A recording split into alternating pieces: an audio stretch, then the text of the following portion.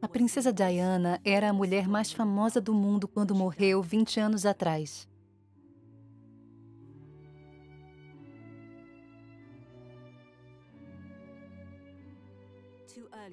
Os dois filmes anteriores, Diana, a noite em que ela morreu, e Diana, o inquérito, questionaram se a morte de Diana havia sido um acidente. O inquérito na Inglaterra foi iniciado apenas 10 anos depois. O legista decidiu pela transparência e revelou filmagens do circuito interno de câmeras das últimas horas de Diana. Houve momentos tocantes. A princesa Diana e Dodi ficaram de mãos dadas durante 8 minutos. 4 horas após isso, ambos estariam mortos. Quando a conclusão do inquérito em 2008 indicou que havia sido um acidente, 1/3 dos ingleses não concordaram com o veredito. Nós vamos reexaminar o ocorrido 20 anos depois, analisando questões que ainda estão em aberto. Será que Henry Paul, o motorista de Mercedes, estava realmente bêbado? Onde ele estava 3 horas antes de voltar ao Ritz para dirigir o carro do casal no dia 30 de agosto? Por que o inquérito francês ignorou evidências, incluindo o fato de que a Mercedes colidiu a 104 km por hora e não a assombrosos 160 km por hora? E por que uma das testemunhas supostamente cometeu suicídio? Nós também revelaremos algumas respostas trazidas por uma testemunha anônima e divulgadas neste livro. Diana, 20 anos depois. A princesa Diana trabalhou incessantemente pelas crianças e pelas comunidades mais vulneráveis da África.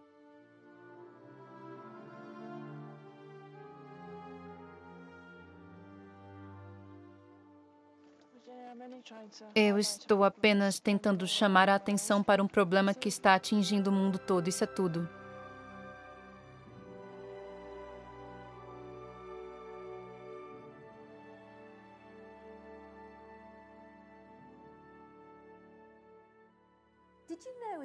Você sabia, quando jovem, da grandeza do trabalho que ela realizava? Eu sabia de muitas coisas, pois ela voltava trazendo várias histórias, muito animada e encantada com aquilo que ela estava fazendo. Eu via tudo aquilo quando garoto com uma expressão de surpresa no rosto. Eu nunca percebi quão grande era o impacto que ela causou. Nós conseguimos enxergar nas ruas, conversas e visitas o quanto ela se conectava e se preocupava com os outros. Eu admiro por toda a sua dedicação e suas atitudes.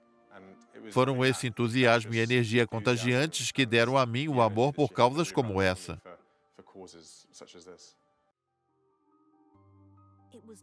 Ela não atuava apenas pelas crianças necessitadas. A princesa Diana costumava visitar Broadmoor, um hospital de custódia para criminosos insanos do Reino Unido. Eu estava ansioso pela visita dela ao hospital porque ela causava um impacto em todos que conversavam com ela. Ela conversou com pacientes perigosíssimos e, em especial, as mulheres. Ela foi capaz de dialogar com eles e eles foram bastante honestos em conversar com ela. Ela tinha uma habilidade natural que eu jamais tinha visto antes e eu jamais vi outra pessoa desde então fazer isso. Essa visita dela ao hospital estava causando um impacto jamais imaginável em qualquer hipótese.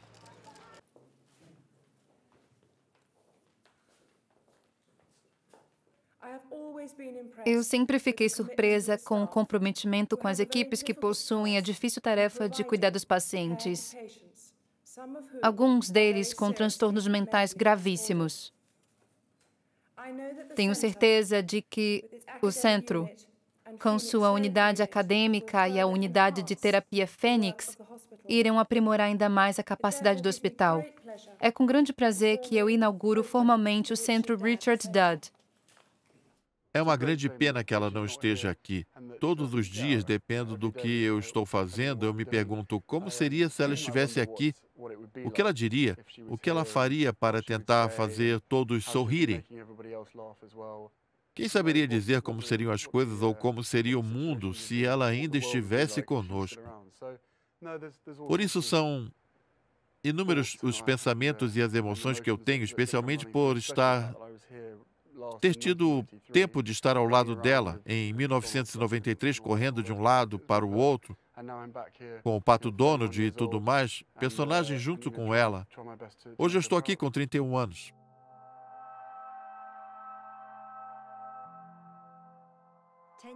Dez anos antes da morte de Diana, seu guarda-costas Barry Maneki morreu em um acidente de moto. Acredito que a morte dele foi planejada, nós nunca saberemos a verdade. De acordo com Lady Campbell, Maneki era mais do que um guarda-costas. Eu sabia que Diana tinha de fato um relacionamento secreto com o policial. Diana acreditava que o MI5 aproveitou esse evento de maneira oportunista para se livrar de uma ameaça à monarquia. Em outubro de 1996, a princesa Diana escreveu esta carta para seu mordomo Paul Burrow. Após 2 semanas, ela a divulgou à imprensa, omitindo o nome da pessoa que Diana acreditava estar planejando sua morte.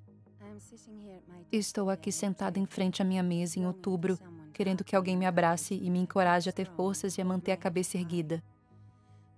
Esta fase em particular é a mais perigosa da minha vida. X está planejando um acidente no meu carro. Uma falha nos freios e sérios ferimentos na cabeça. Naquele mesmo ano, Diana revelou seu temor a seu advogado Lord Mishcombe.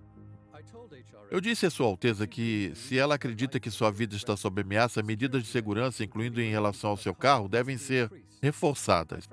Sinceramente, não consegui acreditar no que ouvi, essa suposta conspiração, por isso conversei com o comandante Jefferson, que, para minha surpresa, disse que Sua Alteza havia dito que era crível. O comandante Jefferson era o secretário particular da princesa.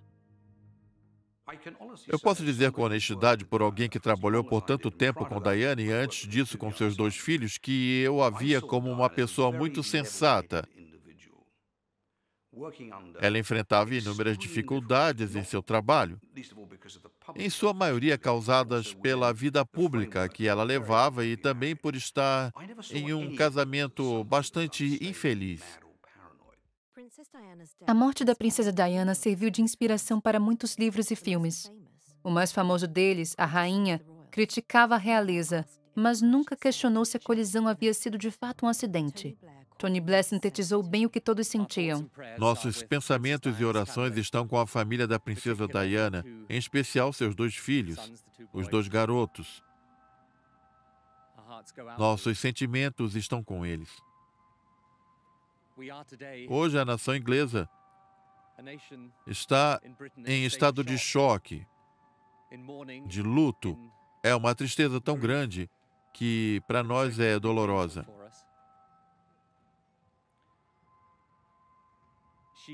Ela era um ser humano maravilhoso e amável.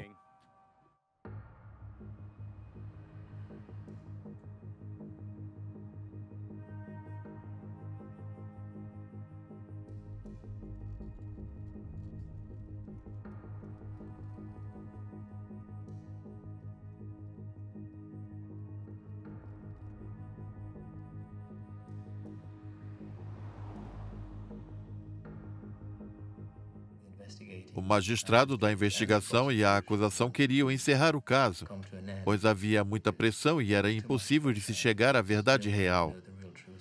Aquilo precisava ter um fim. O processo foi encerrado, mas nem tudo havia sido esclarecido.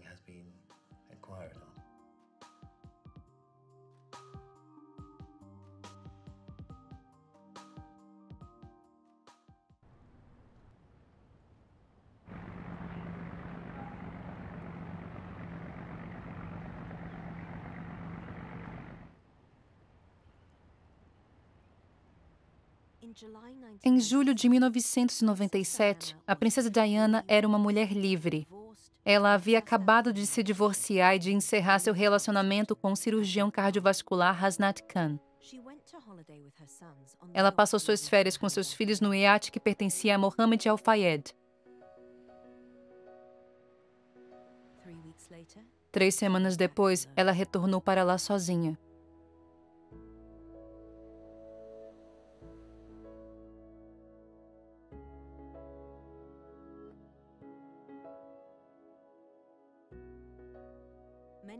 Muitas dessas imagens nunca foram vistas antes. A revista Woman's Day da Nova Zelândia descreveu de maneira instigante o novo romance de Diana e de Dodi Al-Fayed.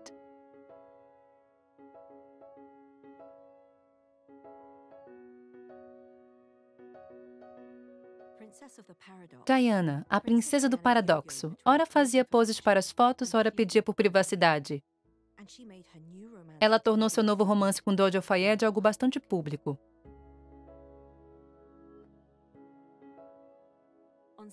No sábado, 30 de agosto, a princesa Diana e Dodi voaram de Sardenha até Paris.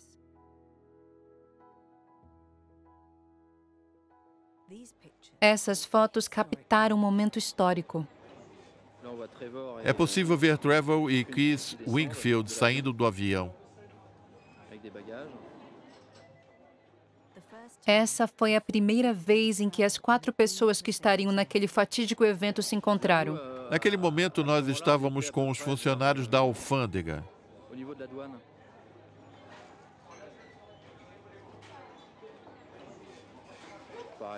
Este aqui é o Henry Paul.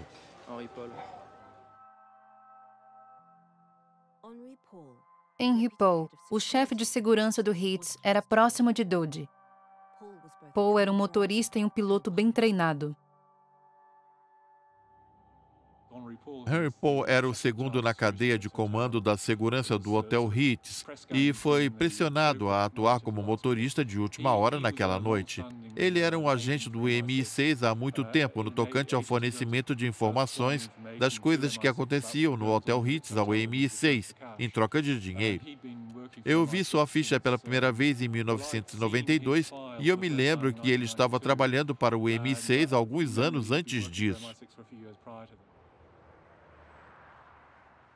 Essa conexão com o serviço secreto foi confirmada pelo melhor amigo de Henry Paul. Eu sempre soube que ele tinha alguns contatos com o serviço secreto, porém eles tinham relação com o seu trabalho, não tinham relação em trair as pessoas e conduzir operações. Conforme ele mesmo disse, isso é uma fantasia. O fato dele trabalhar no hotel possibilitava esse tipo de contato. Sim, com o serviço secreto inglês, israelense, qualquer um deles. O hotel não recebe clientes de apenas uma parte do mundo.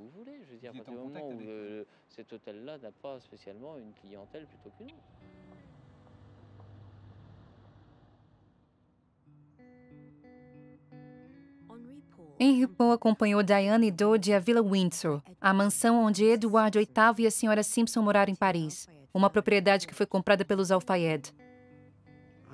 Ela sabia que tinha o potencial de se tornar a nova duquesa de Windsor, uma bomba relógio que eles precisavam observar com cuidado, e ela não se opunha a provocá-los. Acredito que ela gostava de pensar que seu caso com Dodi incomodava a todos no Palácio de Buckingham, o que de fato acontecia.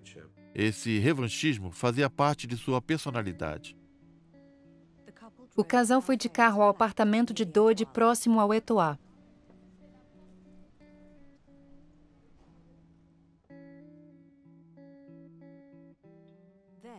Depois, Dodi cancelou uma reserva em um restaurante pois haviam muitos paparazzi do lado de fora. Diana e Dodi retornaram ao Ritz, o grandioso hotel de propriedade do pai de Dodi, Mohammed Al-Fayed. O casal jantou no restaurante. Ela comeu linguado, ele pregado. Depois eles foram à suíte imperial, cuja diária custava 6.000 libras. O quarto já foi ocupado por Hermann Göring, Winston Churchill e Woody Allen. Henry Paul deixou o trabalho às 19 horas. A pergunta aonde ele foi após isso permaneceu sem resposta por 20 anos. No entanto, nós temos uma testemunha cuja declaração foi publicada neste livro. A testemunha alega que Henry Paul foi a um bar no centro de Paris e depois foi para casa com um amante, que plantou um pequeno frasco de agente nervoso nele. A amante fazia parte da conspiração.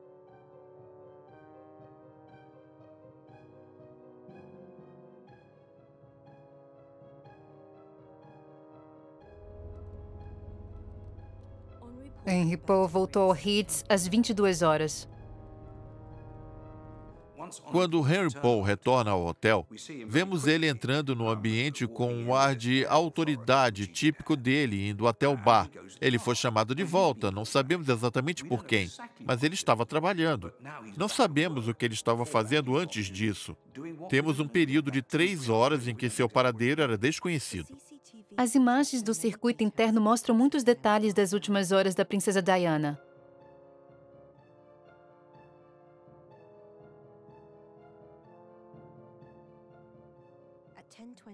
Às 22h20, Dodie é visto conversando com um gerente que posteriormente disse que eles haviam arquitetado um plano para ludibriar os paparazzi.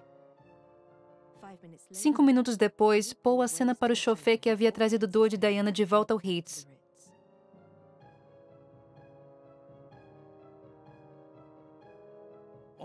Henry Paul trabalhava há muito tempo para os Fayed. Ele estava no Ritz há muitos anos e havia progredido nessa cadeia hierárquica do hotel. É por isso que ele tinha uma relação e um contato próximos com Dodge. Os 2 agentes de segurança, por outro lado, estavam bem abaixo dessa cadeia e esperavam por informações que Henry Paul iria trazer. Às 22h39, Henry Paul faz a primeira de 5 idas à Praça Vendôme, onde ele passa 7 minutos conversando com os paparazzi.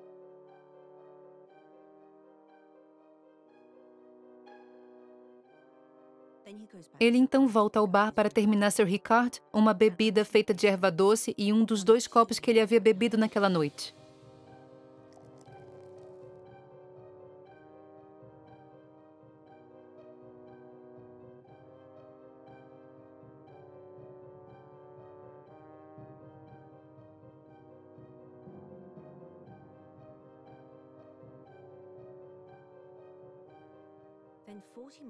Quarenta 40 minutos antes de partirem, ele se abaixa para amarrar os sapatos. Ele se mantém perfeitamente equilibrado durante 43 segundos, transferindo seu peso de um pé para o outro. Algo difícil de se fazer sob embriaguez. Eu devo admitir que fiquei surpreso quando vi os guarda-costas Wingfield e Reed Jones sentados em frente à suíte imperial. Eu fiquei surpreso com tanta movimentação na antessala do lado de fora da suíte. Os guarda-costas estavam esperando para ouvir o plano de fuga que envolvia 2 Mercedes e um outro carro.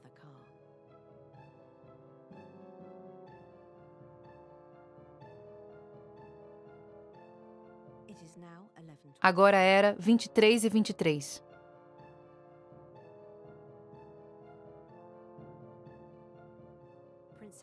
A princesa Diana, Dodie, Henry Paul e Trevor Rhys-Jones vão para o elevador de serviço. Trevor Rhys-Jones disse posteriormente que não sentiu cheiro de álcool no hálito de Henry Paul.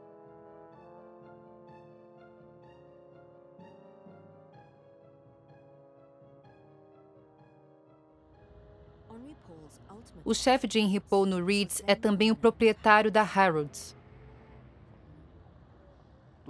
Dodge me telefonou aproximadamente à meia-noite e disse: "Eu estou indo para o apartamento, tem muitos paparazzi, a Praça Vendôme está cheia de gente." E eu falei: "É muito perigoso. Por favor, fique no hotel. Você não precisa sair. Aí tem tudo o que você precisa." E ele respondeu: "Eu vou seguir seu conselho." E para mim, ele assim o fez. Mas por que, após Dodge me garantir que não sairia de lá, Henry Paul foi até ele à meia-noite e o convenceu, dizendo: "Não se preocupe, nós sairemos pelos fundos.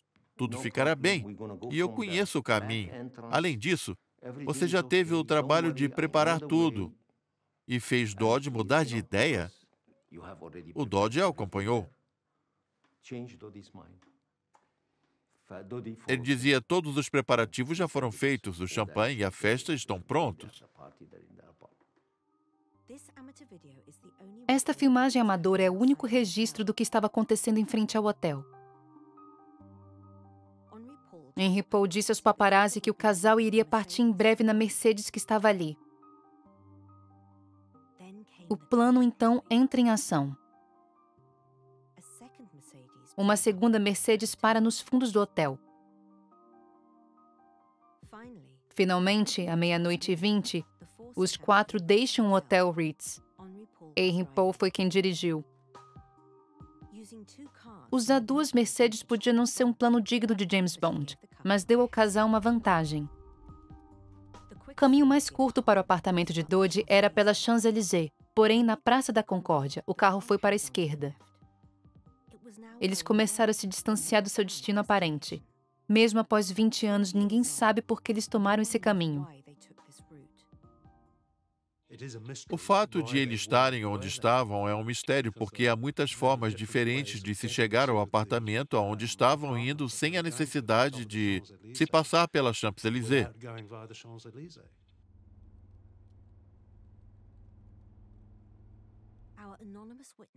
Nossa testemunha anônima alega que o frasco plantado em Henry Paul foi acionado por controle remoto e explodiu quando o carro entrou no túnel.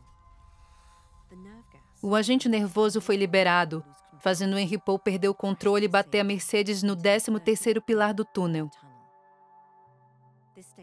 Esta declaração afirma que o plano funcionou. A maioria das testemunhas estavam na entrada ou na saída do túnel. Por isso, não viram a colisão. Por isso é tão assombroso que a polícia tenha ignorado o depoimento do homem que estava logo atrás da Mercedes. Quando eu fiz a curva, eu vi os faróis piscando. O carro estava bem rápido. Pouco depois eu ouvi um estrondo. O carro havia batido.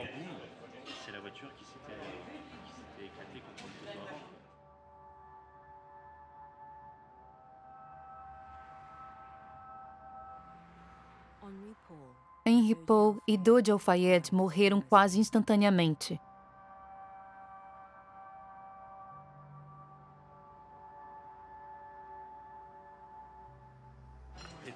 Eu consegui ver a pessoa que estava no banco de trás. Ela havia atingido o banco do passageiro e estava debruçada sobre esse mesmo banco. Eu tentei puxá-la de volta para o banco. Nesse momento, a cabeça dela tombou para trás. Eu vi que havia sangue saindo pelo ouvido e pelo nariz dela. Eu pensei comigo mesmo, que estranho, eu conheço essa pessoa. Eu acho que eu sei quem ela é.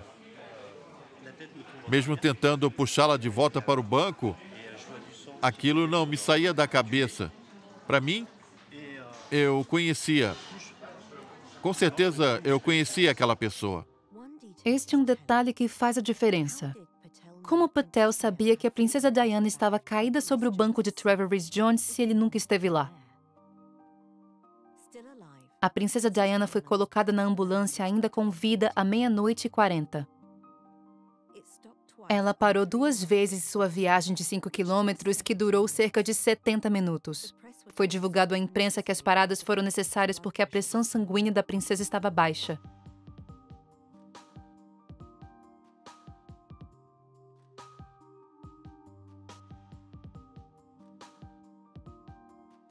A investigação francesa nunca questionou se esse atraso foi determinante para a morte da princesa Diana.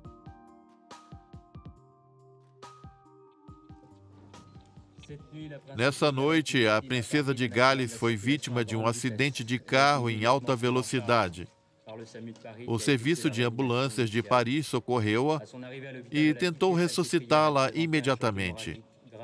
Porém, ao chegar aqui, ela já apresentava uma grave hemorragia no tórax e seu coração parou de bater.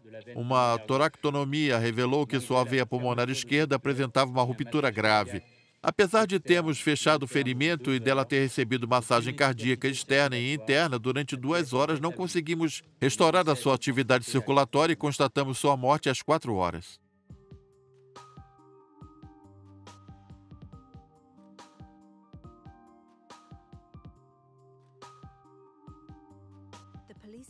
A polícia ignorou o testemunho de Patel, dizendo que não haviam paparazzis próximos à Mercedes. Ele ficou ainda mais surpreso quando foi algemado, colocado em uma van e levado para o quartel de comando da polícia de Paris. A polícia disse à imprensa que Patel estava inventando histórias. 3 dias depois, o repórter-chefe da Paris Match ficou sabendo dos detalhes por meio do advogado de Patel.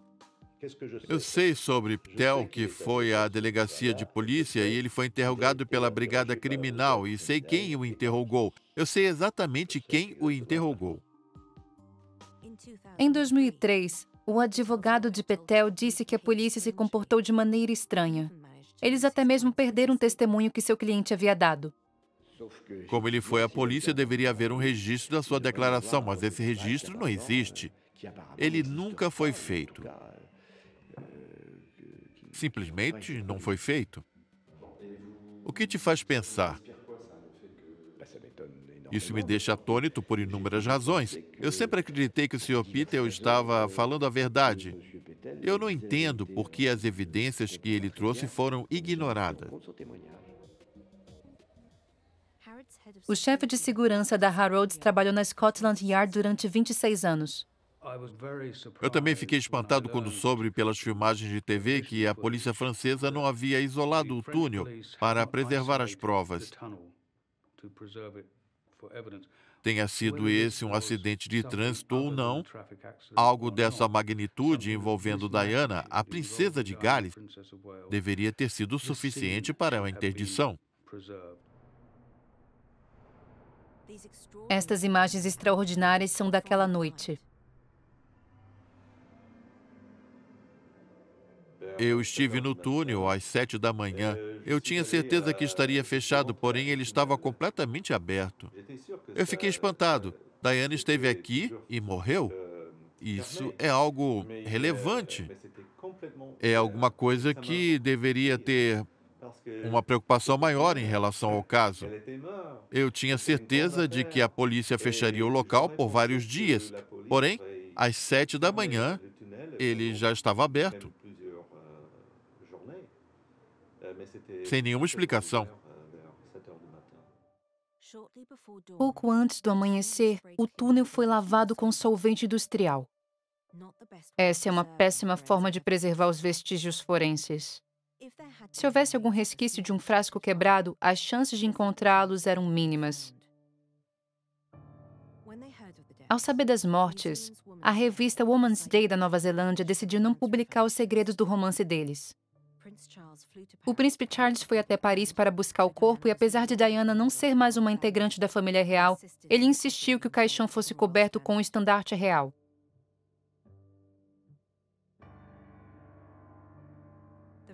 A França indicou um juiz, Hervé Stephan, para presidir o inquérito sigiloso. Seu trabalho era regido por regras que pouco haviam mudado desde a época de Napoleão. Por lá, o sistema utilizado é o inquisitório, onde um agente de Estado conduz o inquérito com o auxílio da polícia e, obviamente, todos os agentes são pagos pelo Estado e devem prestar contas ao Estado. Não é possível saber se pode ou não haver interferência vinda de algum superior nesses casos.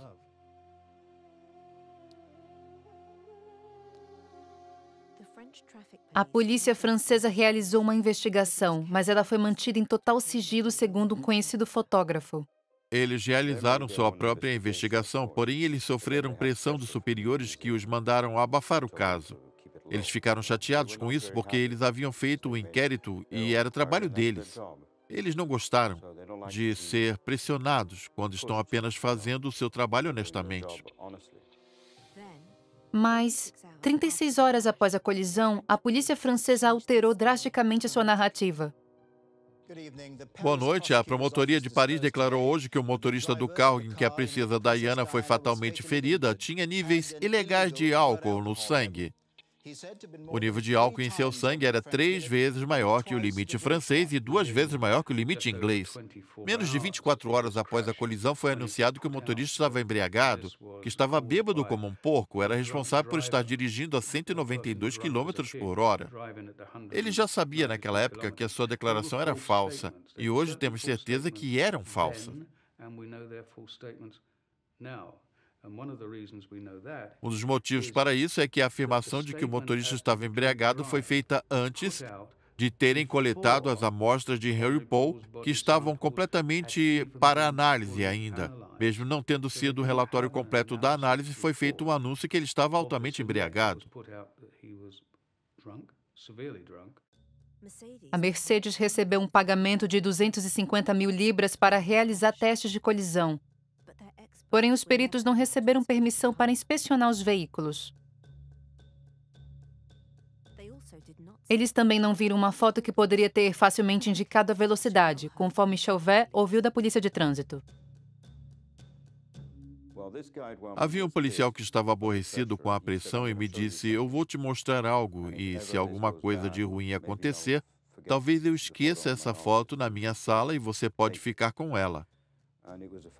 Era uma foto tirada por uma câmera com flash, na entrada do túnel, que hoje já não existe mais. Quando se passa por lá, acima do limite permitido por 60 quilômetros por hora. O flash incide frontalmente, permitindo que você veja e reconheça os ocupantes do carro. Naquela foto, possibilitava ver todos que estavam dentro do carro, além de mostrar a velocidade e a data. Nós perguntamos a Chauvel o porquê dessa foto nunca ter sido publicada.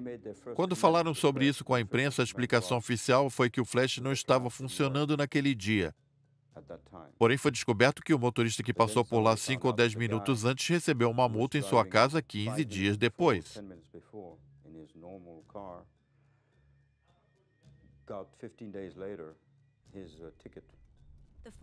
A conclusão foi que a Mercedes colidiu a 104 km por hora, bem abaixo do que estava estampado nas manchetes.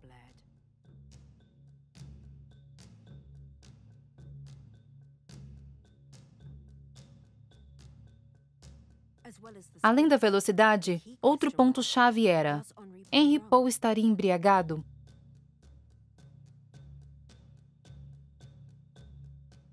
Após amarrar seus sapatos da forma que um homem embriagado não conseguiria, ele passou bastante tempo junto com Trevor Rees-Jones.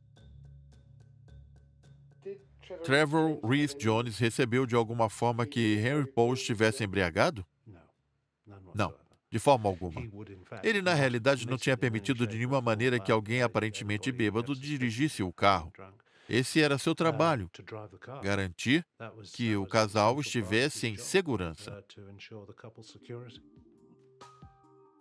Os resultados da autópsia de Henry Paul continuam sendo espantosos até os dias de hoje. Foi alegado que ele consumiu o dobro de álcool permitido e tinha 20,7% de monóxido de carbono no sangue. Níveis tão altos normalmente são acompanhados de alterações no comportamento. É impossível. Com 20% de monóxido de carbono, uma pessoa não conseguir dirigir nem ficar de pé. Ela apresenta vômito, dor de cabeça. Todos teriam percebido o comportamento anormal do Sr. Paul e os guarda-costas teriam impedido ele de dirigir. A primeira coisa que foi pedido foi uma autópsia independente, o que foi negado sem terem apresentado nenhuma explicação para essa negativa. Nós então pedimos por uma análise independente das amostras de sangue, o que foi negado. Em seguida, pedimos permissão para estarmos presentes em todas as averiguações do corpo de Henry Paul, o que também foi negado. Tudo isso foi negado sem nenhum motivo. Os pais de Henry Paul não obtiveram acesso ao material coletado de seu filho. Al-Fayed contratou 4 grandes patologistas para analisar a autópsia. Eles fizeram 28 apontamentos, incluindo: não foi dada explicação para a presença dos 20,7% de monóxido de carbono.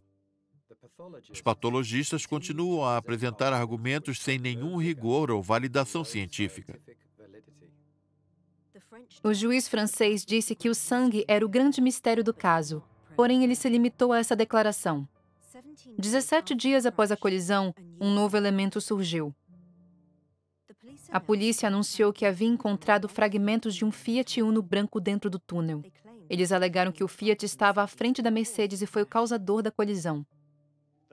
O espelho lateral da Mercedes foi encontrado neste local com vestígios da pintura de outro carro e fragmentos da lanterna traseira de um Fiat. A Mercedes foi jogada para o muro à direita e depois em direção ao 13º pilar, no meio do túnel.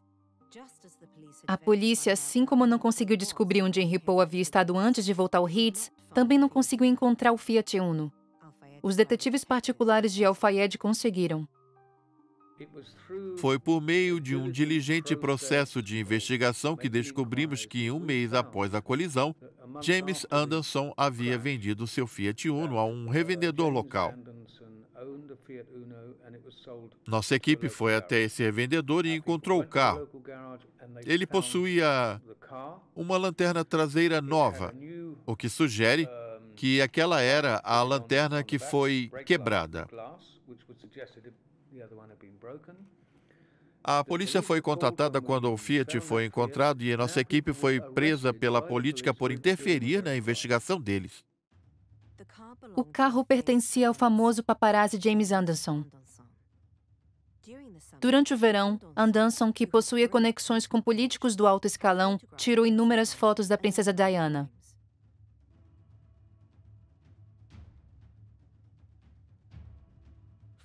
O serviço secreto francês investigava Anderson por ter receios quanto a isso, segundo um de seus agentes nos contou.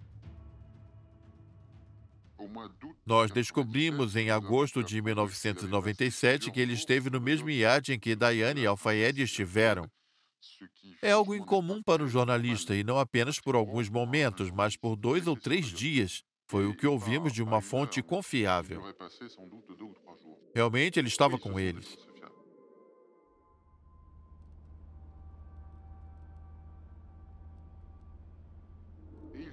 Ele posteriormente se gabou de ter estado no túnel, de ter fotografado e até filmado os últimos momentos de Diana dentro do túnel. Nós ouvimos isso de pessoas próximas a ele.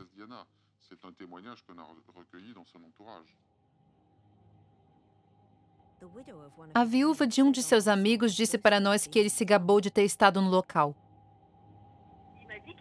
Ele me disse que estava no túnel, mas que não foi visto pela polícia porque ele era esperto demais para ser pego. James Anderson tinha uma boa intuição. Ele era especialista em fotografar pessoas que morriam de repente. O serviço secreto francês fez uma lista das pessoas que Anderson havia fotografado e que logo morreram. Uma delas era Pierre Bérégovoy, o primeiro-ministro francês que tirou a própria vida com um tiro em 1993.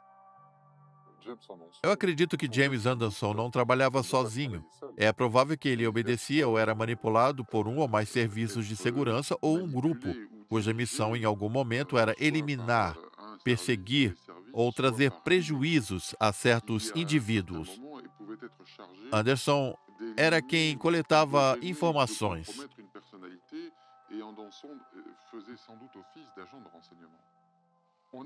Algumas pessoas mencionavam que ele tinha conexões com os serviços de segurança ingleses e franceses. Porém, isso nunca ficou comprovado.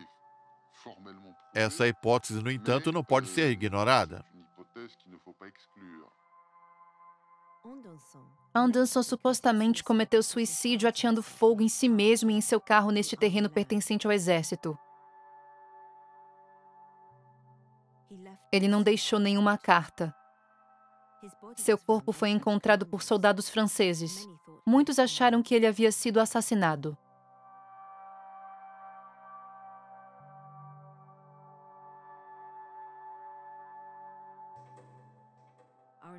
Nossa testemunha anônima alega que o inglês que havia feito o plano com um agente nervoso matou Anderson com um tiro. Anderson sempre negou ter informações envolvendo as mortes no túnel, porém esse não foi o único fato novo. Logo após a publicação deste livro, o Dr. Jim Sprott, um grande patologista neozelandês, escreveu ao autor e ao legista dizendo que o resultado da autópsia estava incorreto. As amostras de Henry Paul não indicavam que ele estava embriagado. Ele disse que o legista nunca respondeu.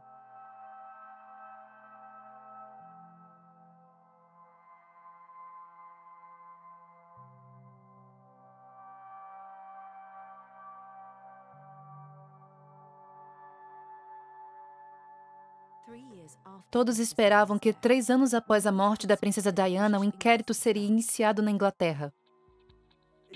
Foi um tratamento bárbaro para uma tragédia gigantesca. É difícil chegar à explicação de tamanha demora. Eles dão explicações inconsistentes, como estamos esperando pelo inquérito francês. O inquérito francês já foi encerrado. E também queremos garantir a presença de todas as testemunhas. Todas as testemunhas já foram identificadas. Entre 1997 e 2007, 3 legistas renunciaram. Porém, um deles pediu que o antigo comissário da Polícia Metropolitana investigasse o inquérito francês.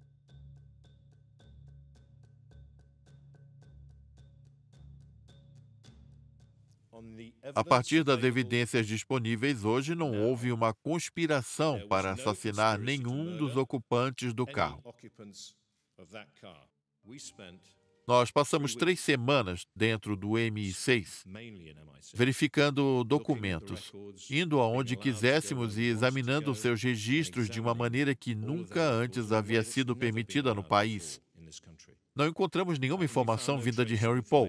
Nós também não encontramos traço algum que pudesse servir de evidência para corroborar a teoria de conspiração de assassinato e de que essas organizações estivessem envolvidas.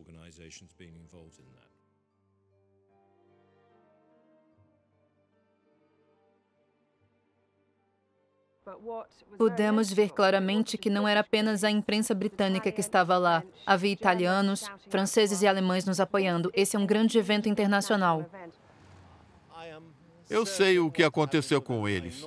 Eu sei que eles foram assassinados e tenho certeza que o júri do povo comum vai continuar com as suspeitas que tive pelos últimos 10 anos e pelas quais eu tenho lutado para trazer justiça ao meu filho e à princesa Diana. Uma sala de audiências especial foi preparada. Vocês estarão sob o crivo da opinião pública de uma forma nunca antes vista em nenhum inquérito. Todos estaremos. Mas isso não pode impedi-los de apreciar os fatos friamente e ignorar tudo o que ouviram ou ouvem, tudo fora desse tribunal. Quando o quarto legista, Lord Scott Baker, finalmente abriu o inquérito em 2007, ele decidiu que seria necessário ser mais transparente do que o de costume e liberou grande parte do conteúdo das gravações do circuito interno.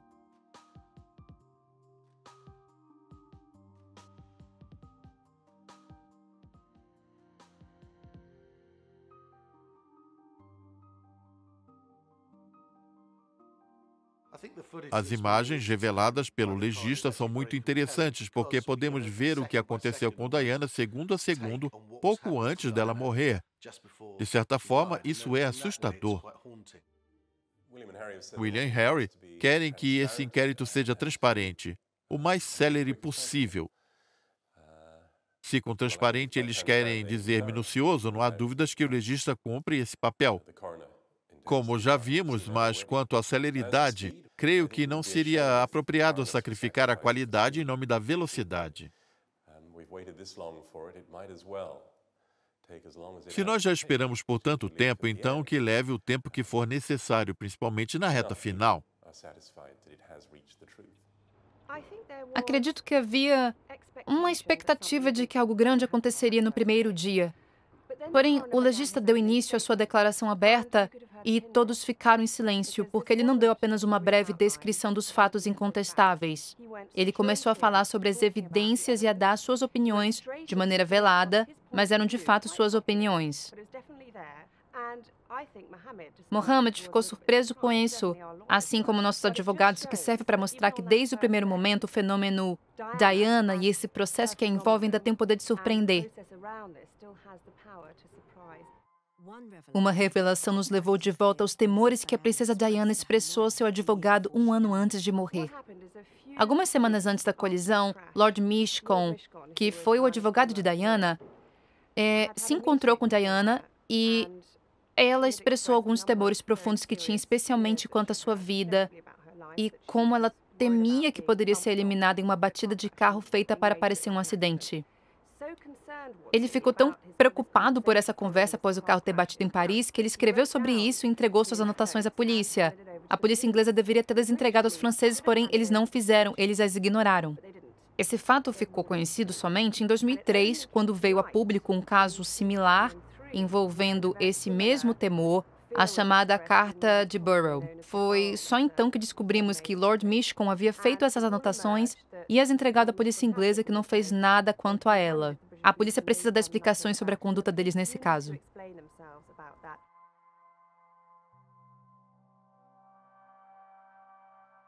O legista também apontou inconsistências graves.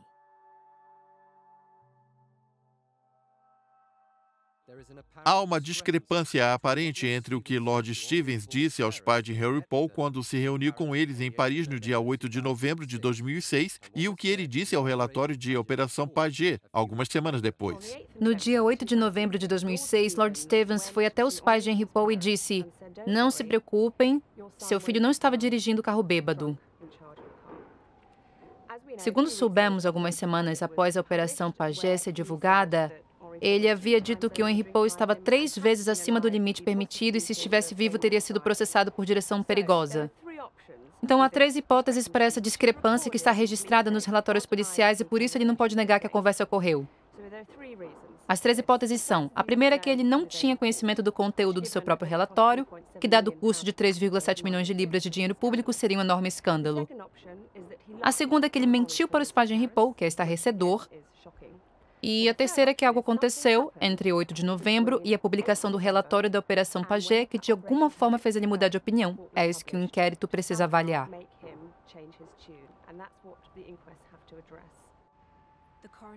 O legista levou o júri a Paris.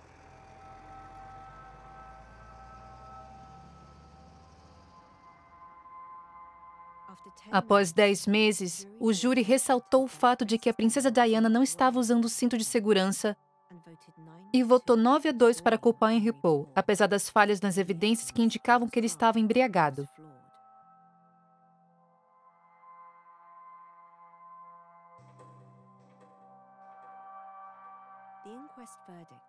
O inquérito foi considerado incorreto por 1/3 dos ingleses, que ainda tinham suspeitas quanto ao caso. Porém, os filhos da princesa Diana consideraram correta a decisão. Após isso, surgiram alegações na corte marcial vindas do soldado X, um antigo integrante da SAS. Essa alegação diz que os militares ingleses poderiam estar envolvidos nas mortes de Diana e Dodi Al-Fayed. Lord Stevens admitiu que seu inquérito não encontrou provas que validem essas alegações. Após isso, novas alegações vieram da corte marcial e do soldado N, que também era da SAS. Ele, o soldado N, também disse a ela, a filha, que havia sido o XXX quem planejou a morte de Diana e que tudo isso foi ocultado.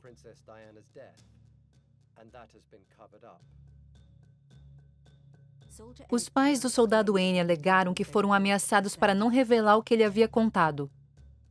A Scotland Yard negou que essas alegações tivessem relevância.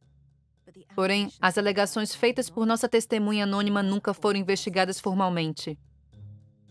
Mas então, 4 meses antes do aniversário de 20 anos da sua morte, o filho mais jovem da princesa Diana quebrou um tabu real e falou abertamente com o Daily Telegraph sobre como ele reprimiu a tristeza que sentiu pela perda da mãe.